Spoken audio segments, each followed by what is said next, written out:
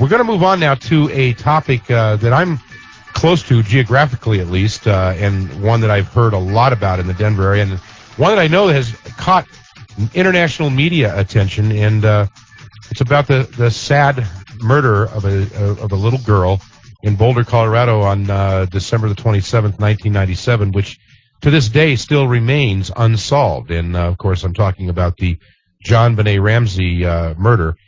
The interesting thing is that, and I know this whole controversy has been carried internationally, but especially in the Denver area, there has been numerous talk shows that have talked about this case and the things that have happened.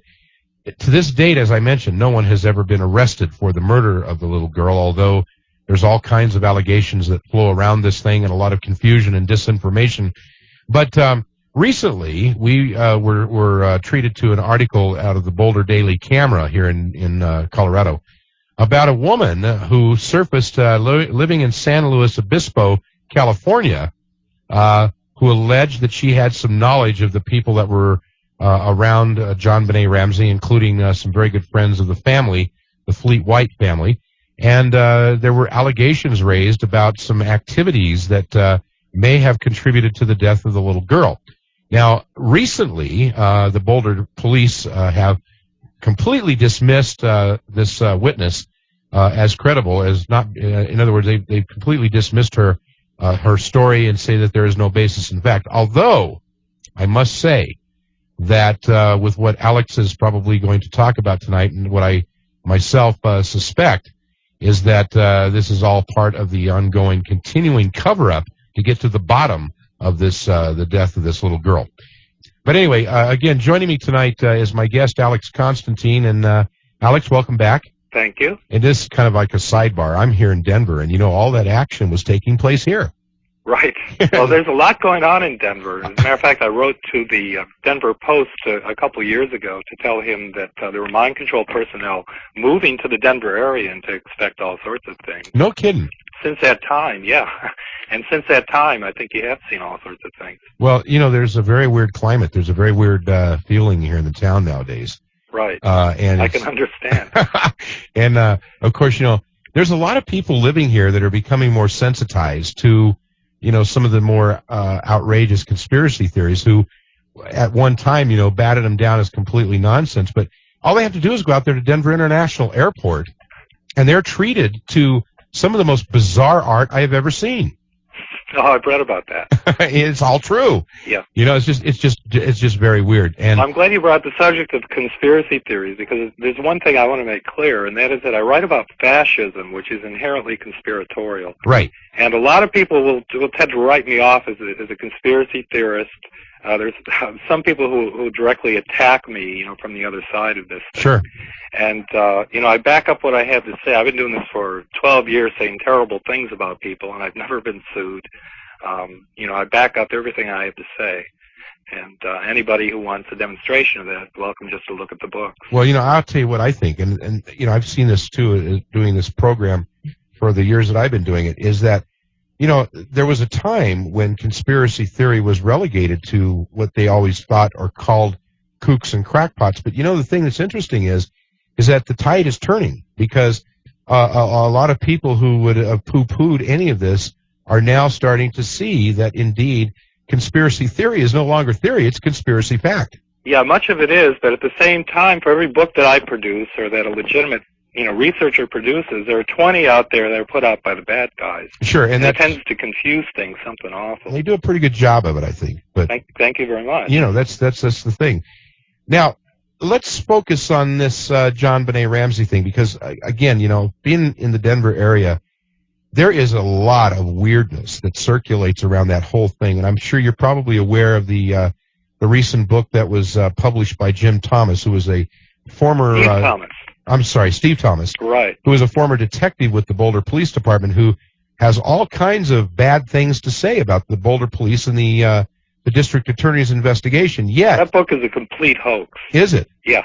Okay, tell me why. For one thing, Steve Thomas was a narcotics officer. He's not a homicide cop. Right. Secondly, he makes preposterous allegations. In order to believe that Patsy Ramsey killed her own daughter and then covered it up, you have to explore what that means, the cover-up. That would entail the sexual abuse of her daughter after she was dead, and choking and beating and so forth, the corpse of her own daughter. And I find that highly unlikely. Secondly, just to give you an example of some of the allegations that he makes, there was a national panel of pediatricians put together, and they concluded unanimously that JonBenet Ramsey had a history of sexual abuse. Right. Steve Thomas, the narcotics cop, second gets this national panel of experts on the subject. He poo-poos the whole idea and claims that the injuries, actual injuries that JonBenet exhibited were the result of her mother beating on her, which is, just preposterous. Right, I agree 100% with you. Okay, hold that. We're going to go take our first break, and when we come back, we're going to pick up on how you got involved in this mystery. All right. And we're going to hear about your research into it and your dealings with the people surrounding the mysterious witness that has surfaced. Fantastic. Okay, 16. My guest tonight is Alex Constantine, and we're covering a very disturbing topic right now: the death of JonBenet Ramsey in 1997, the unsolved death of JonBenet Ramsey, and very interesting. I want to thank Alex too in advance for giving us 2 hours of his valuable time, and it's guests like Alex that make this program so interesting. And thank you, Alex, very much. Sweet. Now let's kind of move on to how you got involved, because I know, again, this kind of story starts here in Denver with a call you received from a reporter with I believe it was Westward, wasn't it? His name is Joe Calhoun. He's there in the Denver area. He's a local reporter, and he received an Academy Award for his work on the Panama deception. Right. And he's been following the JonBenet case since the very beginning. And he called me first, I think, in April of this year. February, I believe. And, I listened to him and talked to him. We compared notes. And then he called me again on March 22nd and said he was in town. He was going to stop by. So a half hour later, he shows up with this file, which had loads of information in it, a lot of police interviews, transcriptions, all sorts of background material. And I learned a lot about the JonBenet case that the police aren't talking about because the police have been too busy trying to frame innocent people. Okay. Now, the whole problem here is that everybody assumes the Ramseys are lying. We've been hearing this for 3 years. But nobody has suggested that perhaps the police are lying, and that's the whole problem here. Now, there's a man by the name of Fleet White you may be familiar with. Very familiar with him. Friend of the Ramseys. Right. This is what he wrote in his letter to the people of Colorado, and I quote, "It is our firm belief that the district attorney and others intend to use the grand jury and its secrecy in an attempt to protect their careers and also serve the conflicting interests of powerful, influential, and threatening people who have something to hide or protect," end quote. So I'm not the only one who knows about this. Okay. Calhoun, now, all the information that I have on the suspect, his name is Paul Schultz, comes from Joe Calhoun and his file. Where did the file originate?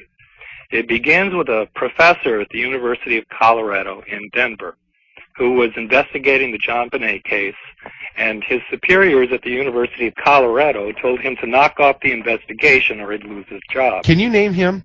No, I can't. Okay, all right. I'd like to, but I can't. All right. So the file ended up in the hands of Joe Calhoun, who attended every press conference on the JonBenet case and had picked up every scrap that he could find. And he turns up here hoping to recruit me to help him expose this whole thing. So Okay. that's why I'm here tonight. All right. Now, I mentioned a guy by the name of Paul Schultz. Well, the allegation comes from his wife, his ex-wife, a woman by the name of Belinda Schultz, who was married to him briefly. They had a son. The son was sexually abused, according to her allegations, by friends of Paul Schultz, who was pimping the child to pedophiles and that kind of thing. Right. Paul Schultz had a homosexual lover who was with the CIA. He was an explosives expert. And both of these guys were killers who worked alternately for the mafia and the CIA. Also, there is a whole series of people associated with these two, and they're named in the affidavits as well. Now, when you talk about Paul Schultz, he is in your eyes, he is a suspect Right. in the murder of the little girl. Right. Okay, set the stage for us then on this particular thing, because did they actually kidnap her from the house, or how did all this take place? Well, first of all, Paul Schultz is part of a circle of people. We're talking sex ring allegations here. Okay. And there was an entire book done by a reporter named Steven Singular, and Lawrence Schiller and some of the others who are covering this case up will ridicule, any allegation of sex ring activity. Uh-huh. There was, all sorts of indications of organized activity. There was a man in Columbus, Ohio, who was wanted for the murder of a girl in Colorado, as a matter of fact. They went to his house to arrest him. They found a collection of child pornography, and in that collection they found a picture of JonBenet Ramsey. Is this the fellow that was ultimately charged with the death of the girl from Idaho Springs? That was a girl by the name of Beth Miller, right. I believe. Yes. And I know that he was arrested. He's being tried. I haven't heard anything about the outcome of that trial. But the police in Columbus, Ohio, contacted the Boulder police because they believed there was a connection. Okay. And the Boulder police told them they weren't interested. Really? They didn't want anything to do with it. As a matter of fact, during the investigation, there were pictures of JonBenet, in compromising positions, sold on the Internet. And the police weren't interested in that either. And you mentioned Mary Biankowski, who was a therapist. Right. She had a client living in Boulder who was, her godmother was the mother of Fleet White, so she knows, this circle of people intimately. And she contacted the police and wanted to talk to them about the sex ring activity. Well, all the Boulder police were interested in was discrediting her allegations. Now, is this the mysterious witness that came from San Luis Obispo that the cops recently interviewed? Well, her therapist is in San Luis Obispo. But she's here in Boulder. Yeah, she's in Boulder. Oh, I didn't know. Okay. And the girl has never been named by the media. Now, the Mary Biankowski, the therapist, alleges that the police were only interested in discrediting the allegations. They had no interest in collecting the information. Which ultimately they did. Pardon me? Which ultimately they did. Yes, they did. 2 days ago, they announced on the news that that whole thing was discredited by the police. They found no evidence of it. Well, they worked very hard at discrediting that evidence. I found it very interesting, though, that Alex Hunter, when this allegation surfaced, Alex Hunter tendered his not resignation, but he said, "I'm not going to run for office again." Isn't that fascinating? Yes, it sure is. I'm wondering if it's related to this. Right. Well, Mary Biankowski has had death threats left on her message machine. As a matter of fact, there are 5 threats left. Really? Okay. So there's somebody very interested in this case and keeping it hushed up. Okay, my guest tonight is Alex Constantine. We're talking now about the JonBenet Ramsey murder that occurred in Boulder, 1997. And Alex, before we went to break, we were talking about various things that got you involved in this and some of the things you found, including Paul Schultz and those types of things. I'd like to ask you if you could help me out here with piecing some of this together. Would it be fair to say that even though Patsy Ramsey may not have murdered her daughter and done the things that people are alleging, I gather from what your evidence or your information you're developing kind of basically supports the idea that the family was involved. I really can't say that. Okay. I think it's impossible to conclude, to what extent the family was everything. Okay. The JonBenet was, as you know, she was involved in these pageants. Right. And she was taken to dance classes and to the hairdresser and all sorts of places where she was away from her parents. So if there was any sexual abuse involved, and unanimously, according to a panel of experts, pediatricians, she had a history of abuse. How lengthy that history is, I can't say. How often she'd been sexually abused, I can't say. Does the information that we have that's publicly released about the girl's death occurring in the house, did it occur in the house, or is there something else going on here? I think that's another matter for conjecture. I can't say. I believe it took place in the house. Paul Schultz, who's my suspect in this case, installed air conditioning. And we do know that JonBenet's father was renovating the house, so it's possible that he was involved in that renovation and maybe had a key to the house. So none of the way your research bears out is the possibility that Mr.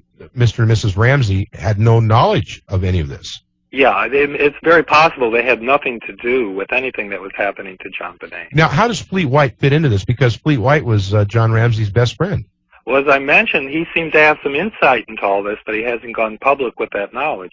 But he has publicly stated that the police are protecting important and, quote, threatening people in the area. Now, this witness that has come forward, the client of Bienkowski, yes. What is her story? What is she alleging is occurring here? Well, she has a client who says that the client says that she had been subjected to some of the sex ring activity in the area and believes that she knows who was there when JonBenet was killed and gave the police a list of names. Now, as I mentioned, the police aren't interested in really solving this case. Henry Lee's been brought in, and he's announced that there are no leads. The case is cold. It isn't cold by any means. And some of these other people, for instance, Lawrence Schiller, who was the ramrod behind the miniseries on the JonBenet case. Right. Well, this guy has a history of covering up CIA mafia activity going all the way back to the Kennedy assassination. Uh-huh. As a matter of fact, there was a book that came out in 1967, I believe, and it was called Scavengers and Critics of the Warren Commission. And that was based on the so-called work of Lawrence Schiller. Uh-huh, right. So he's been around doing this for a while. It's kind of interesting he's involved in this. Yes, it is. Well, it's interesting. They bring this battery of people involved in the O.J. Simpson case, which is another one. The activity behind the Simpson case makes it the hottest case that I'm aware of. Now, does this witness, when this witness talks about Fleet White, yes, the Boulder Daily Camera article that I read on this kind of implicated Fleet White or his family. Well, there's been a lot of implication here, hasn't there? There sure has. Based on very little evidence. And it's very confusing because it's conflicting. Well, look at the things that they bring up. You have a flashlight found in the house with no fingerprints on it. Right. Well, somehow that's supposed to be attached to Patsy Ramsey when, if anything, that flashlight is an indication that somebody got into the house and needed a flashlight. Mm-hmm. If Patsy Ramsey had committed the murder, she wouldn't need a flashlight. Right? Somebody did. Right. You're right. And so what does that have to do with Patsy Ramsey? All these things are turned upside down, and the parent, first it was, JonBenet's father, and then it was her brother, and now it's her mother. And the police keep coming out with these ridiculous allegations, and behind it you have solid leads that the police have been ignoring all along. Right. And Steve Thomas comes out with his cover-up book. Right. Right. So it's pretty, as I say, the cover-up proves the conspiracy. And I think the more you look into the sex ring angle, the more you're going to find. Okay, let's delve into the sex ring angle. All right. What do we know about it? Well, we know that Paul Schultz had connections. He had friends. One was a producer down in Texas by the name of Huey Moe, and that's spelled M-E-A-U-X. Okay. Who served a prison sentence for several years for his involvement in child pornography and for raping kids and that kind of thing. Another one was a distributor, and according to Belinda Schultz, the distributor is a guy by the name of Jerry J. Moore, who's a Houston real estate developer. He recently sold his company for $400 million, so the guy is stinking rich, mm-hmm. right? And now he has a history of involvement with S&Ls. He took millions of dollars, right, from a bank called the First National Bank of Bel Air, Texas. He also received $50,000 in title insurance premiums, and that's how he built up his empire. And Jerry J. Moore is connected to the George W. Bush crowd, so you can understand why they're keeping all this quiet. It's interesting, too, because some of those connections go into the Franklin cover-up thing.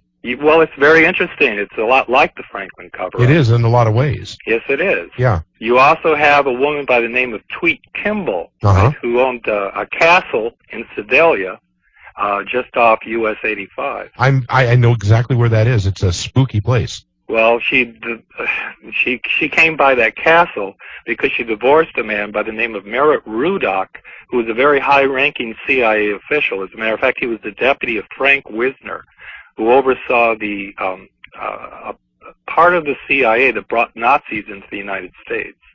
Now, according to the Washington Post, the CIA brought 5,000 Nazis and East European Quislings to this country after the war. And Merritt Rudock, Tweet Kimball's ex-husband, was very involved in that. He was Wisner's immediate deputy. Mm-hmm. Now, now Tweet Kimball recently passed away, didn't she? Yes, she did. Now, I'm curious, how does she fit into all of this? Well, her husband bought her that castle to keep her quiet. He told her that she could have any property she wanted as long as she kept her mouth shut, so she got the castle. Okay. That castle is stocked. She slept in the bed of Charles II, has first editions of books by Charles Dickens and Tennyson, people like that. She was a very rich woman, and she kept her mouth shut her whole life. She was involved, according to Belinda Schultz, with Paul Schultz, who was involved in a cult in the Denver area. Oh, okay. Hold that thought. When we come back, I want to pick up on that right there where we live off. 3:03 went to break. Alex kind of mentioned that there is a cult in the Denver area that this Paul Schultz may be connected to. It kind of disturbs me because I'm in the Denver area. Anyway, Alex, what can you tell us more about that? Well, a year after the murder, in 1997, the Boulder PD contacted a company in Berwyn, Pennsylvania. Okay. And two executives worked on an examination of the forensic evidence. Their names are Dale Yeager and Denise Noak. And according to sales brochure for Seraph Incorporated, they say, quote, they're an international company with extensive sources throughout Europe, South America, the Middle East, Asia, and so on. They also note that, quote, our associates are investigative professionals and former intelligence officers, which is about what you'd expect to find. Right. Now, they claim that Patsy Ramsey did it. And, of course, they have a lot of hokey reasons why. And they note that in fact, they're the ones who came up with the reference to Psalm 118, right, in the Bible. Right. And they said Patsy Ramsey is religious. She reads the Bible. Maybe she was, depending on this part in the Psalm 118. Uh-huh. And now that's a reference to, supposedly also to the money that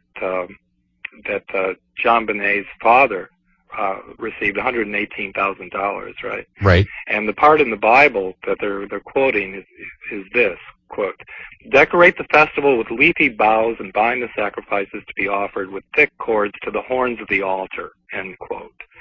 Now, the Seraph Incorporated notes in their conclusions that psalm, that particular Psalm 118, is very well known to white supremacists because they quote it as a justification for murdering their enemies and that kind of thing.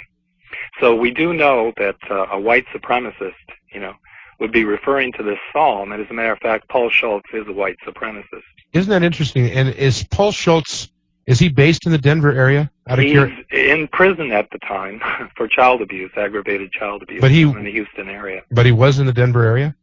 Yes, he was. He traveled back and forth. Because the reason I asked that is because, you mentioned that Tweet Kimball's, was it her husband? Yes. Was connected to him somehow. That was Merritt Rudock, who was with the Office of Policy Coordination, which was the branch of the CIA that brought Nazis into the country after the war. Now, help connect the dots here. Pardon me? Help me connect the dots here. You've got Huey Moe, you've got Jerry J. Moore, Tweet Kimball, and Paul Schultz.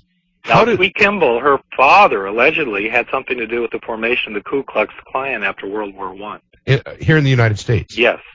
In Tennessee. In Tennessee. Now, I'm curious about how do these people come to become focused on a little girl named JonBenet Ramsey? Well, the child pornography industry is very lucrative.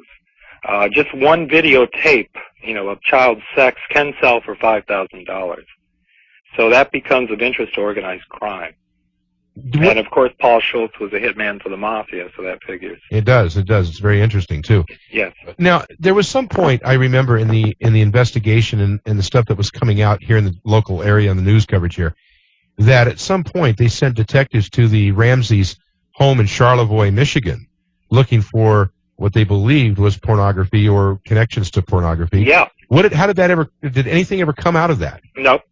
Nothing. And they've been ignoring, like I said, there were pictures of JonBenet being sold on the Internet, and they weren't interested in that. Were these pictures of her nude, or were they? Good heavens. Now, where the hell are those pictures coming from? Right, exactly. Nobody's interested in solving that problem. And that's, like I say, everybody assumes the Ramseys are lying, and no one has suggested that the police are lying. Why do you think the Ramseys are reluctant to cooperate with the police? Is it because of the fact that they know that the police department is basically corrupt or involved somehow? Look at the way they've been handled. They hire an attorney to protect themselves from all these insidious allegations, and that's held up as evidence of murder. Mm-hmm. I mean, you would do the same thing. So would I. Well, I think any move they make is interpreted as complicity. And I think, a lot of people would agree that, even though they may not be guilty of a crime, right, that the police may, if they have indications of it, which it's, this whole thing has been strange. Yes, it has. They may be fearful of a frame-up. Yes, very fearful. There are people look at the lawsuits that have been mounting around this thing because of false allegations. Right. Right? Uh-huh. It's just ridiculous when the hardcore evidence is sitting right here. There are all sorts of indications of organized activity. Mm-hmm. Linda Arndt, you remember her? The yes. detective who showed up at the scene, first right. one there. She opens her door one day and finds blood spattered all over it. See, these things kind of sound like satanic... Yes, it does, doesn't it? It does, because I know that... for example, you mentioned Linda Arndt. She had blood splattered on her house. Steve Thomas had a dead cat in front of his house. Yep. And one of the other investigators was shot at through his bedroom window. 4 times he almost got hit. Yeah. Now, is that, who's doing that? Patsy Ramsey? No, and again, these kinds of things start to sound like satanic crimes. Yes, it does. It all works together beautifully once you're on the right track, right? Right up to Lawrence Schiller. Right. And it's frustrating as hell because the media's keeping all of this out. They censor all of this, and they run with these ridiculous allegations, to make Patsy Ramsey look guilty. Okay, paint for us your best guess or your scenario, your theory about what happened. Well, okay, you mentioned the Satanism angle. Right. The suspect that I've been discussing here is a friend of Michael Aquino, who's the head of the Temple of Set in San Francisco. Right? That's a satanic sect. Right. Right? We've got connections here that work. Right? But the police aren't interested in investigating all of this because, as I mentioned, Paul Schultz is in the same circle as George W. Bush, who's running for president. So basically, what you're saying here is that this, just like the Franklin cover-up, for example, goes to very, very high places.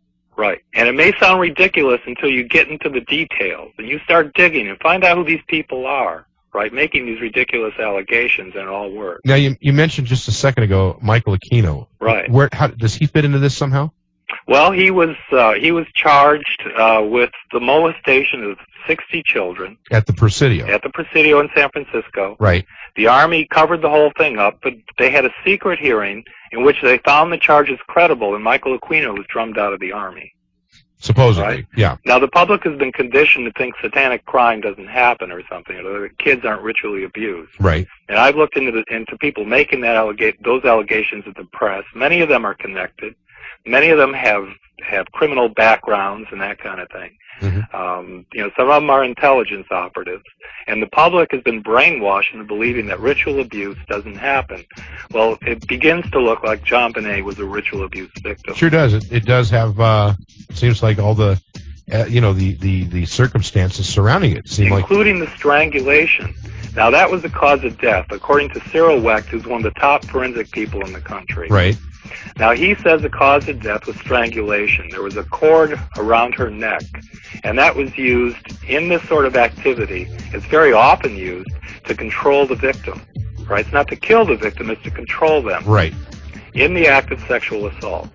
Okay, is our number, and my guest tonight is Alex Constantine, and we're about out of time. Again, Alex, I want to thank you very much for being on the program. Well, thanks for having me. It's been a very enjoyable 2 hours with you, and real quick, going back to Biankowski's client, what are the things that she said about this whole thing? Are you there? Yes, I'm here. I said, what other things has she said about this whole thing? What other things that she said? Yeah. She stated that the police were only interested in discrediting her and her patient. She said that she has received 5 messages on her machine, and I have those here, threatening her and telling her to back off from the case and stop contacting people. Right. And to leave the girl alone. Now, who's making those phone calls? Is that Patsy Ramsey? I don't think so. Is that Dr. Cyril Wecht, perhaps? No, absolutely not. Anybody who pursues the sex ring allegations ends up discredited. What about the safety of this girl? Now, I know that this thing was supposed to be handled, in a somewhat careful, discreet fashion, and somebody leaked it to the press that she was doing this. Right. Well, the girl's disappeared. Oh, no. Yeah, I think they're sitting on her, at the very least. Uh-huh. Wow. See, that's what I mean. This whole thing's being covered up. Well, I want to thank you again for being on the program, because we're about out of time, but it's been You're very welcome. Very enjoyable. And I also want to mention that you have published a book. It's now coming out. It's available on the web at feralhouse.com, www.feralhouse, feralhouse.com. And the name of the book is The Covert War Against Rock. And Alex, you've always been a very interesting guest. Keep up the good research. And do you ever foresee a time when you might publish a book on this topic? On the JonBenet case? Yeah. It's possible. I've got an essay on it posted in the Usenet news groups. So anybody who wants to download that article is welcome to it. Okay, very good. Okay, Alex, well, thank you very much. Thank you. Okay.